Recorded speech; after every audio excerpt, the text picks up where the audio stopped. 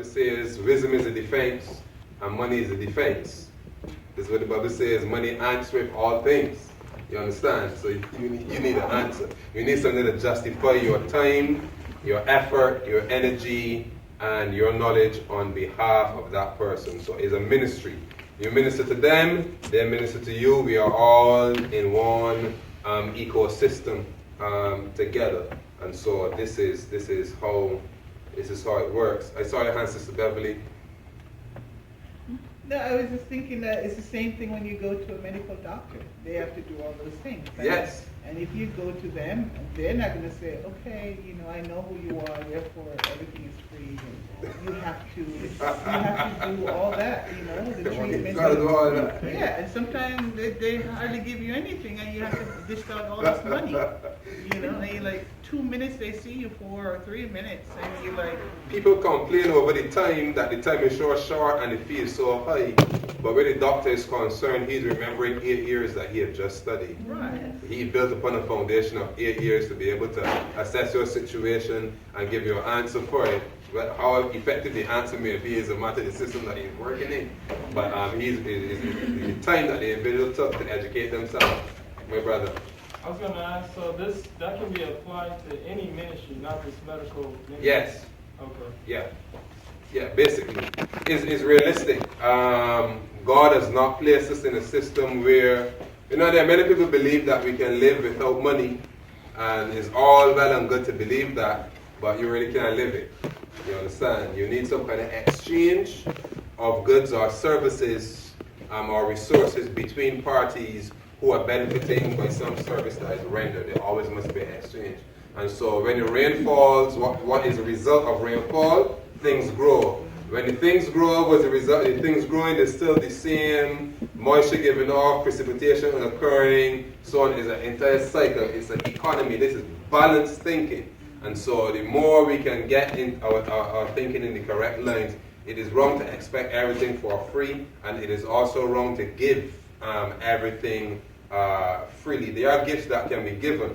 Say I go on a deal with somebody who was demon possessed, and God delivers them. I would never accept money for anything like that there, because I never did that work. That's Christ. That was God. That was God all day. That's not me. You understand? But if I'm over there giving you up for committing friction, fomentations, feeding you, cooking for you better pay this, brother. You understand? So that's only realistic.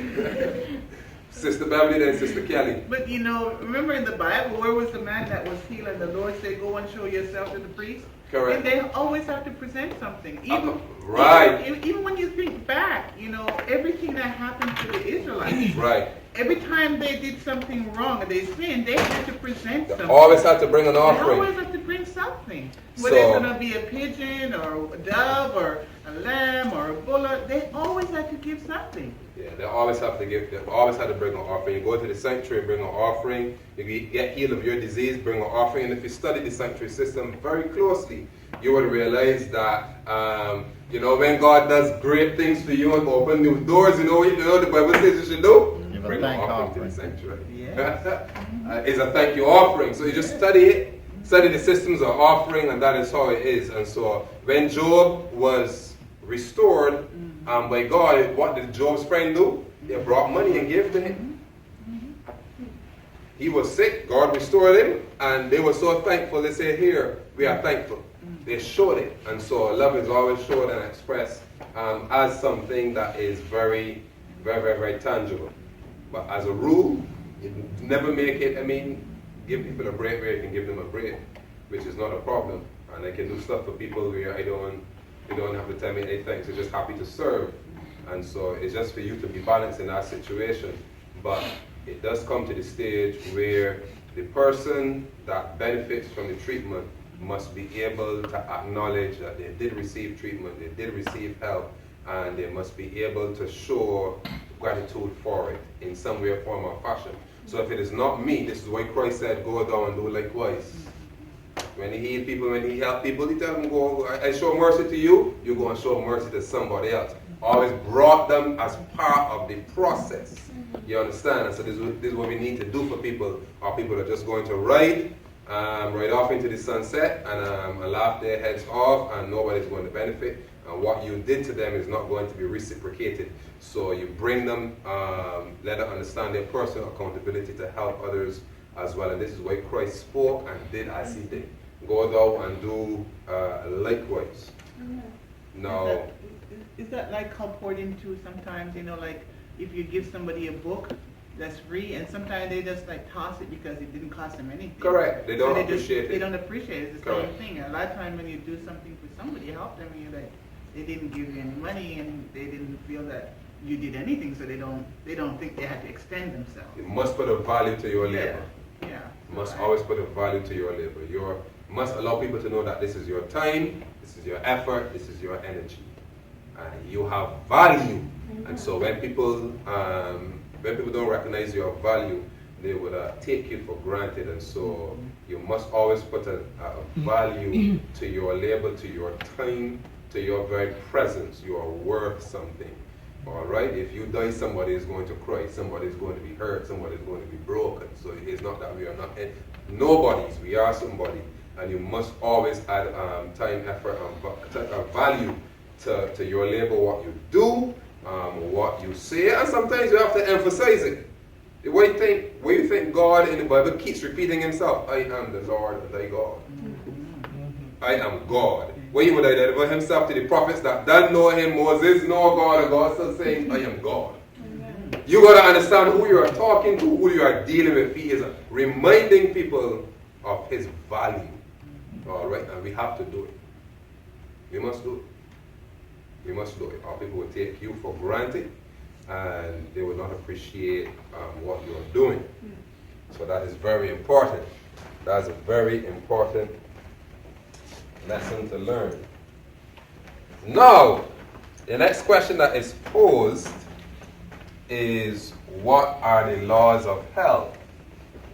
And we're going to see from the pen of inspiration, what are the laws of hell? And there are a few quotations that identify this. I know we typically read Ministry of Healing, page 127, paragraph 2.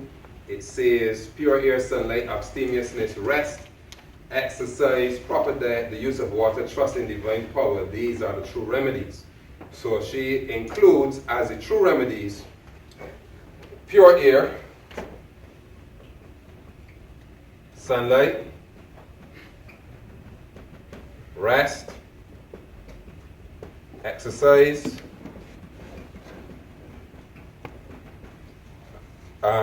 temperance, abstemiousness, proper diet. She never said vegan. She said proper diet. And that is quite important. Proper diet is then going to be principle-based, as what God's original diet is, but also individual-based, based on several thousand years of sin, how my body responds to certain things. All right?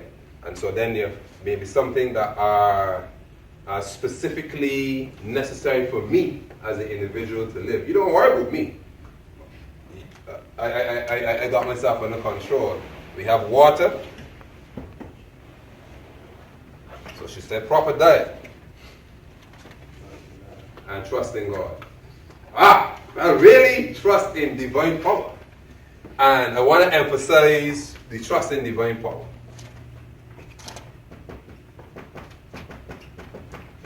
Which is powerful. And we're going to see why. No. So she said those are the true remedies. Those are the true remedies. This is what we call new start, God's plan, and so on and so forth. But what I want to do is also read a few other quotations. What are the true remedies? Because she qualified all of these things by the phrase true remedies. So these are the true remedies. So I want to read to you some other quotations that are usually forgotten about what are the true remedies. And it says, there are many ways of practicing the healing art. This is volume 5 of the Testimonies, page 443. This is paragraph 1. 5T 443, paragraph 1. There are many ways of practicing the healing art, but there is only one way that heaven approves. God's remedies are the simple agencies of nature. So what are God's remedies? Simple agencies of nature. So she's qualifying what these remedies are. And the remedies are going to be the simple agencies of nature that will not tax or debilitate the system through their powerful properties. And she continues to mention a few: pure air and water, cleanliness, a proper diet, purity of life, and the firm trust in God are remedies for the want of which thousands are dying. Yet these remedies are going out of date because their skillful use requires work that the people do not appreciate. Fresh air, exercise, pure water, and clean, sweet premises are within the reach of all with but little expense. But drugs are expensive, both in the outlay of means and in the effect produced upon the system. What did she include there that she didn't include, that wasn't included in the first quotation that we read? Premises must be clean. Clean, sweet premises, cleanliness. She said these are the true remedies. So she's qualifying what the true remedies are. You know, as I like to tell people, God's principles are always the same. God doesn't change. So if I use a proof text method to read the Bible, then I come to the understanding of what the truth is and to build a correct doctrinal framework. When it comes to things like these, although it might seem slight in certain people's lives, I have to use the same proof text method. You understand? I have to listen to the words that are being used and clearly identify the qualifications for the statements that come prior or after. So she called these true remedies. But she includes clean, sweet premises. She includes cleanliness. So the true remedies are the simple agencies of nature. So let me tax your brain. What is really the most prominent law of health that you see in the Old Testament? Trust God. Huh? Cleanliness, Cleanliness. Give an example. the temple. The grounds had to be clean, Everything had to be or clean. God would not come there. The animals had to be clean animals. The house. Everywhere had to be clean. They could even have intercourse with each other and roll up in the sanctuary afterwards. You had to clean yourself or be out for 7 days. You couldn't have menstruation. 7 days, you're out. You couldn't touch that animal 7 days. So God kept emphasizing cleanliness, cleanliness, cleanliness, cleanliness, cleanliness. This is why you don't stop here. Because then I'll be just ignoring the painfully obvious. Because if I have a wound and I go to the hospital, what's the first line of defense? Wash Keep clean. that wound clean. You don't even have to apply nothing. Keep the wound clean. Keep it clean, keep it clean, keep it clean, keep it clean, keep it clean. You don't have to apply nothing. If you don't have a herb, if you don't got a salve, if you don't got nothing, you just keep it clean. Keep it clean, because once it is kept clean, the body is able to do its work. So we know that this is how the physical organism is structured. So when the doctor cuts you open and goes in, he has to make sure he is clean in order to deal with you. Because if brother is not clean or sister is not clean, guess what? Septic shock. Infection. Somebody's going to die. So you can see basic fundamental rule of health is cleanliness. And this is why she includes it in this quotation. So I don't have no nice acronym to give you, you understand? All I can tell you is cleanliness. Clean, sweet premises, clean bodies. And cleanliness goes far and it goes deep. So we have to practice cleanliness. Everything must be clean. So if my hand's dirty and they're cooking good, healthy food, it's not making it. You really can't rest. You know, I can't sleep on a dirty sheet. I can't sleep on a dirty sheet. I can't sleep in a dirty bed. I can't sleep in a dirty room. I just nah. It must be clean. So if your ear is not clean, you got a problem. All right? The air here is not pure. It's not pure. Y'all got some issues. If you exercise and don't wash off, then If you exercise, you also intoxicate yourself if you don't wash off the sweat. All right? So everything at some point is based on cleanliness. If the water is not clean and pure, guess what's going to happen? You can drink 10 glasses a day. You're going to be 10 times sicker. because that water was not clean. So this is a fundamental principle that people forget, and yes, we remember it inadvertently, but you want to identify it as a law of health. It is what it is. It is a law, it is a fundamental principle of health. I want to read another quotation. This is volume 2 of Selected Messages, and 289 paragraph 2. It says, "The Lord has provided antidotes for diseases in simple plans, and these can be used by faith with no denial of faith. For by using the blessings provided by God for our benefit, we are cooperating with Him." This also answers the question of why we just can't pray the disease away and be healed. And so it is not a denial of faith to apply the laws of health for healing. And in this situation, she is directly talking about the antidotes for diseases in simple plants. And these can be used by faith with no denial of faith. So it is an act of faith to apply a herb to a situation. That is faith, because faith is based on evidence. And the evidence is, my plant that I'm about to use, its molecular structure and how it interacts with the human body tells me that when it is applied, it's going to boost my immune system. That's evidence. Faith is based on evidence, not simply just demonstration. And so this is what we know when we are speaking of faith. We are exercising faith still. He can use water. For by using the blessings provided by God for our benefit, we are cooperating with Him. He can use water and sunshine and the herbs which He has caused to grow in healing maladies brought on by indiscretion or accident. We do not manifest a lack of faith when we ask God to bless His remedies. True faith will thank God for the knowledge of how to use these precious blessings in a way which will restore mental and physical vigor. So what else did she call a true remedy just now? What else did she just call a true remedy? Are you want me to read it again? The Lord has provided antidotes for diseases in simple plants, and these can be used by faith with no denial of faith. For by using the blessings provided by God for our benefit, we are cooperating with Him. He can use water and sunshine and the herbs which He has caused to grow in healing maladies brought on by indiscretion or accident. We do not manifest a lack of faith when we ask God to bless His remedies. True faith will thank God for the knowledge of how to use these precious blessings in a way which will restore mental and physical vigor. So what is one of the other things that she called a true remedy? Herbs. Herbs don't fit in as food, alright, or in proper diet. Although herbs can be part of the diet, but you can apply a herb specifically as an antidote to a disease. That's too powerful. So this is an antidote. You need this.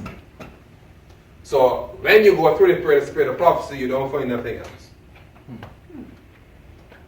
What she calls, if you run True Remedies on any of the apps, you're going to find all that are mentioned under True Remedies: air, sunlight, rest, exercise, temperance, proper diet, water, trust in divine power, cleanliness, herbs, so on and so forth. So these are the True Remedies. Now, so under True Remedies, but notice that she also used this phrase, the simple agencies of nature. And I want you to tell me what are the other simple agencies of nature that we may have forgotten, that are not specifically mentioned. So you got the main staff. We want to identify the ancillary staff now. What are the other simple agencies of nature? Think about it. You know it already. What are the other simple agencies of nature that bring healing beyond these 10 solid laws that just happen to be 10, just like how the commandments are 10? So I'm robbing God of 2, like how Catholicism have robbed God of 2. So, by the time we come first, what are the other simple agencies of nature that we can use to bring healing? All right. Sister Kelly, you asked me about it. Clay. Oh, good. Earth.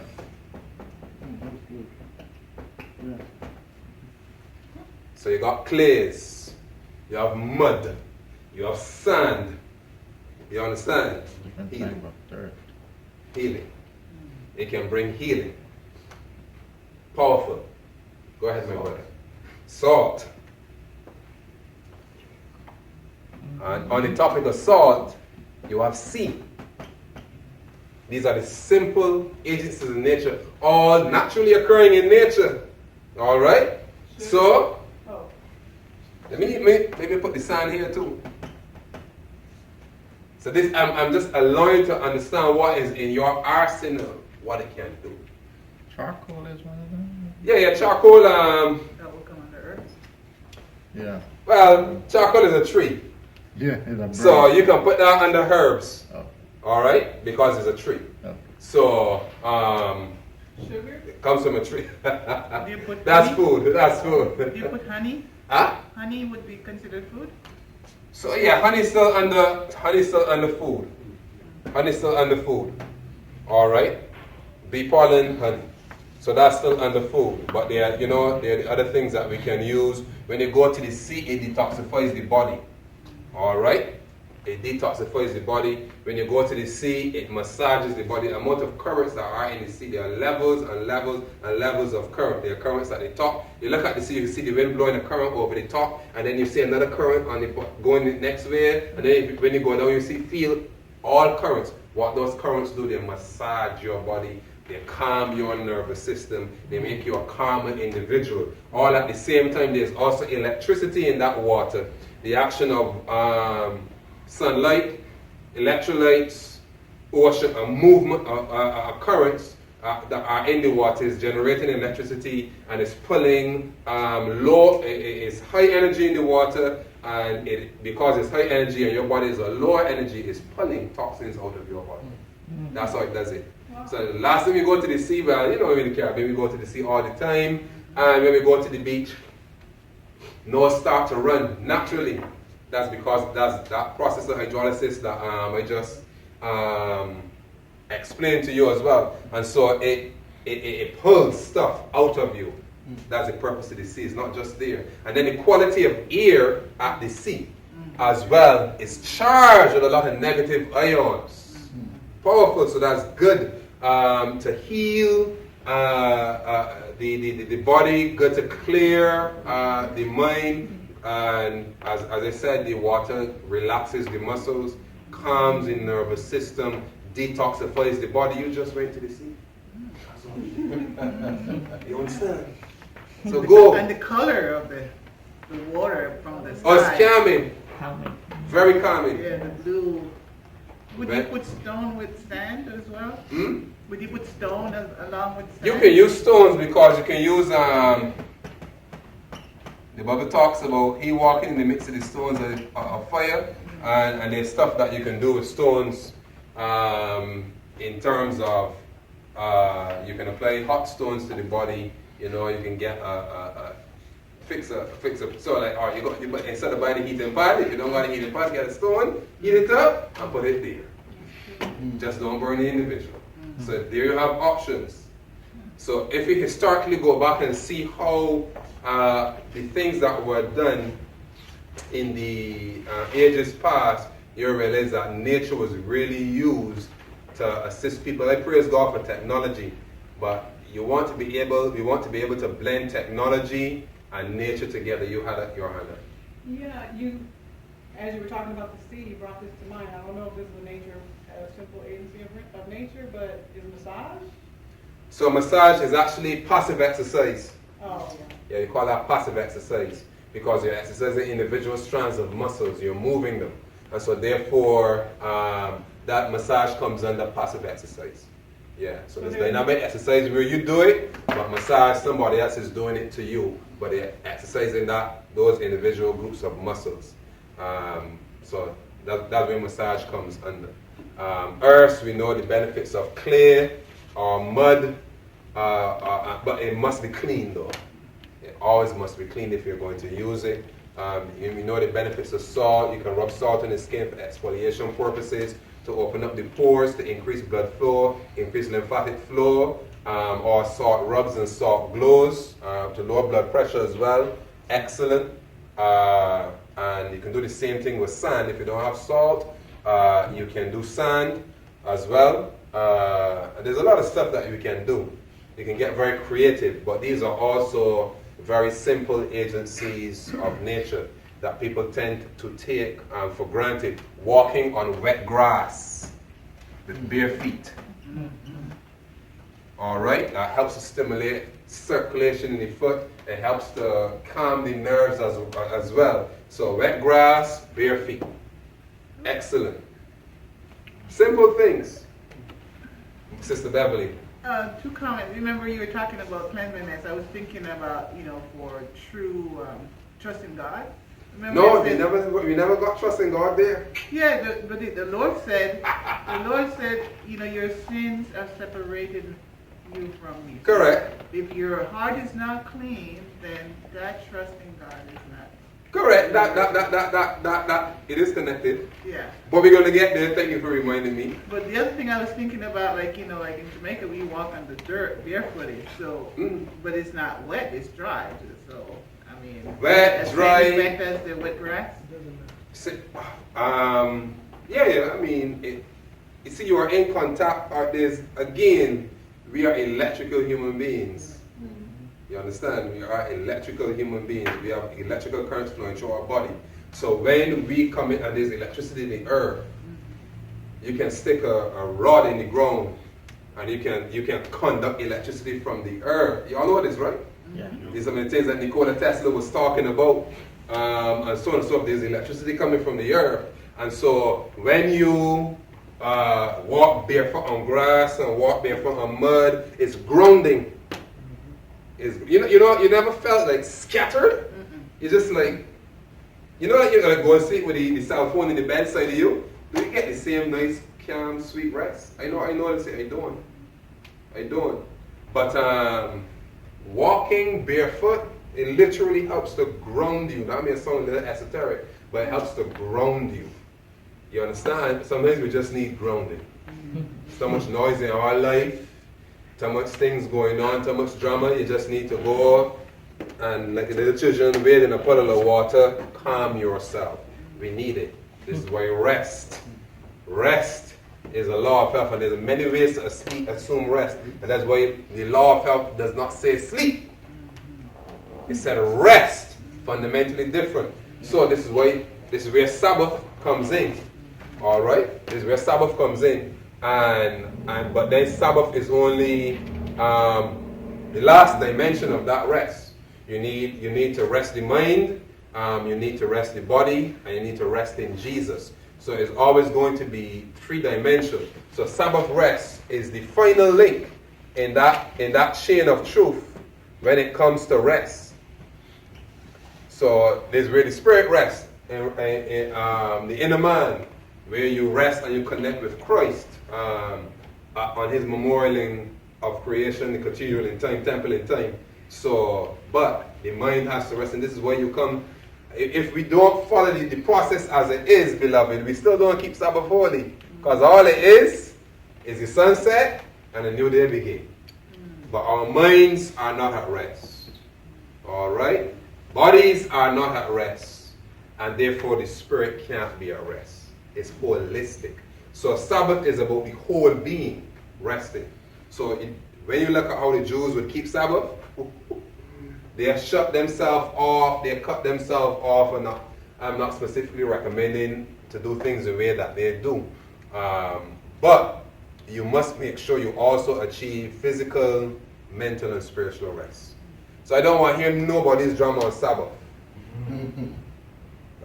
This is me and Jesus' time. So, call me on Monday. Because Sunday is still recovering from the Sabbath, so call me on Monday. You understand? So, you have to set the boundaries so that you can get your rest Because it's your soul. Because when you dead, it's you that dead and nobody else. So therefore, in order to enjoy the real blessing of Sabbath, you have to do all of the things that are necessary to ensure that you get your physical rest, that you get your emotional rest, and that you get that spiritual rest. So we only tend to focus on spiritual rest, but thou cannot have spiritual rest separated from the rest of the being, because we are all three-dimensional. So do what you need to do. Make Sabbath your delight. So sit down with yourself, counsel with yourself, and determine what you need to stop, what you need to start, who you may need to cut off or ignore just for these 2 days. Friday evening, Sabbath, whole day. You understand? And free your own mind, because rest is important. Rest is important. So there's things that you need to do to connect yourself with God, to hear God speaking to you. There's a quotation that I've been looking for a long time. I had it, forget it, but I heard Bob Trebs. Y'all know Bob Trebs? It's the old name. That's the old school right there. But I heard Bob Trebs. He had spoken, he had said, that sunset is a time where God desires to meet with young men and so on and so forth, or young people, and reveal himself to them. And sunsets are beautiful. There's just something very powerful about a sunset. You want to know why it's powerful about sunset? I think it's here that I said so, but it also represents the character of God.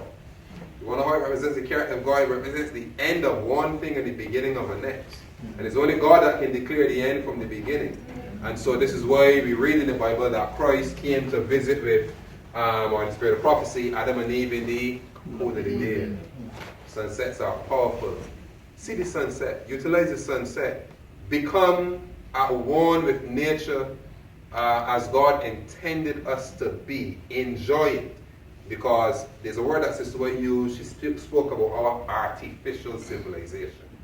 And it's so easy to be blended into this artificial technological age that we just miss everything. Yes, one point that I missed. Simple agencies of nature. I'm going to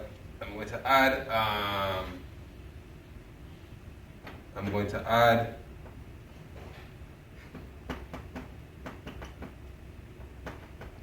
trees, stars. You need to be among trees. You need it. The soul needs it. The soul needs it. The soul needs it.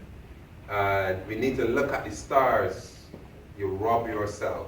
One of the recommendations in the spirit of prophecy for children who are worldly, you know what one of the recommendations are? She says, take them in the country. Yes. Yes. Take them in the country. Let them be surrounded by nature. It's going to break the spirit of the world from off of the children. I see little children nowadays, boy, they're real. Bit again. And then look at them, they seem so dwarfed. They don't interact with nature. So, just simply a trip to the country is one of the simple agencies of nature. Go ahead, brother. What about, I keep missing. Please go first. Okay. What about the sound of water? Oh, brother, calming. Excellent. I love the sound of water. But it calms the nerves tremendously, and it helps to just soothe the nerves, soothe the minds as well. So all of these are the natural things that are, because it is at the right frequency. You see, Sabbath was made for man and not man for the Sabbath. Earth was made for man and not man for the earth. God built the home before he put the people in it. Therefore, everything that is in the home is for the people's benefit. So everything that is in nature, so when you hear don't go to the sun because it's going to burn you, that's wrong. You understand? When you start to hear don't enjoy certain things about nature, I just start to just cut these people, you going too far left. And so all of this was made for a man. Yes, the sun will burn us and we got to exercise temperance in it. Cover ourselves as depending upon the time that we're going to be in it. But it is for our benefit. Or don't look up at the sun, you're going to go blind. But I am seeing surely. Because I look up at the sun, I look straight in the sun, and I close my eyes and I can still see the sun in my eyes. But what does it do to my eyes? It actually stimulates lymphatic production, flow in the eyes. It brings more blood to the eyes and the blood circulation to the eyes. Looking in the sun doesn't damage your eyes. But I heard that from small. But then I saw some research that shows no, it doesn't damage your eyes. It's good to look at the sun, and it helps to make your eyes less light sensitive so that you don't want to be squinting. You understand? Because when you squint, you strain the muscles of the eyes, and you have some issues. Go ahead. You know, you have sand on there, and I was thinking, how could, in this perspective, deserts be viewed as? The country and the trees and whatnot, I would think that the desert would be the opposite. You see, but your guys' desert is not really sand. It's dust. It's dirt, lacking water. Where I live is sand. Sand, brother. You can dig 10 feet, 12 feet, 100 feet in the ground, you have sand. So what you guys have in your desert is just dust. It's just dust now for water. But say for instance, see if you dig a hole in that sand, in that I guess areas are sandy or what we would call loam as well. If you dig a hole in it and you put the sand back in it and you add water to it and you jump in there, brother, you don't know how much diseases you can correct. Multiple sclerosis, paralysis, cancerous tumors in the earth. And you got some things going for you now, brother. You have the electrical currents of the earth working through. You have the drawing power of that sand or of that soil pulling stuff out of you. It starts to correct problems that you won't believe. So stuff that, there's no cure for it. As a rule, if there's no cure for it, hydrotherapy will drop them in the ground while they are alive, keeping them alive, not while they are dead. Amen. So that's as a rule. So once you will always find stuff that you don't know what to do. All right, no problem. I don't know what to do. There's no cure for it. Well, let me try this. So we have done it, and works wonders. But So you mean like okay, going to the beach and like burying yourself in the we sand? always do it, brother. Always do it. Always do it. Therapeutic. Yeah, it is. It is very therapeutic. But when you do it with soil now, all right? When you do it with soil, you have a more potent drawing force. So some friends of mine, this guy came to them, he was paralyzed. Paralyzed from, it was from birth or from young, but he was paralyzed, he wasn't walking properly or straight, or he had to be lifted. Just dug a hole in the ground, brother. Put him in. Soften the soil, mud, but it's just mud. And 1 week later, this man started walking again. So there's a lot of stuff that you can do, but you just use the simple agencies of nature. See, I don't know how to figure out everything. And it is not to say that you even if we know all the information in the world, the Bible says that we still will be able to, we still will continue to learn, because we never come to the place where we don't know, where we know everything. And so you always learn, you always face stuff that you didn't know before. But as a rule, that earth over there has more use than walking on. Has tremendous use, tremendous use. It makes a difference. Somebody's hand was up just now. You ready for me now, or you like I pass you? No coming back for him. Go ahead, sister.